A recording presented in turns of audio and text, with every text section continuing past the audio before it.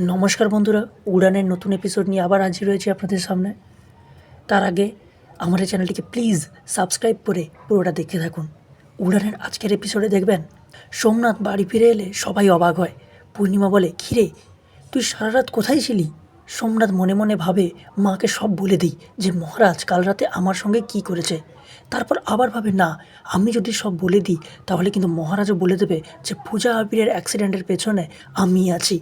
পূর্ণিমা বলে, কিরে বল কোথায় ছিলি? সেই সময় মহারাজ পেছন থেকে বলে ওঠে, আমি জানি ও কোথায় ছিল। সোমনাথ বলে, ভাই তুই চুপ করে থাক, প্লিজ কাউকে কিছু বলিস না। মহারাজ বলে, তোর মা মানে মিসেস পূর্ণিমা মুখার্জি কিছু জিজ্ঞাসা করছে, তাকে তো কিছু বলতে হবে। এরপর মহারাজ বলে, তোমার বড় ছেলে কাল রাতে ছায়ার মতো পূজা ও আবিরের পাশে ঘুরঘুর করছিল হসপিটালে, তারপরে হয়তো রাস্তা ভুল করে মর্গে ঢুকে পড়ে। এটা শুনে পূর্ণিমা চমকে ওঠে। সোমনাথকে বলে, কিরে তুই মর্গে গেছিলি? সোমনাথ মহারাজকে আর কিছু বলতে না দিয়ে ঘরে নিয়ে চলে যায়। মহারাজকে বলে, তোর কাছে কোনো প্রমাণ নেই যে আমি এই অ্যাক্সিডেন্টটা করিয়েছি। মহারাজ রেগে ওঠে। তারপর মহারাজ সোমনাথকে মারতে থাকে। তাহলে কী হবে বন্ধুরা, দেখতে থাকুন উড়ান।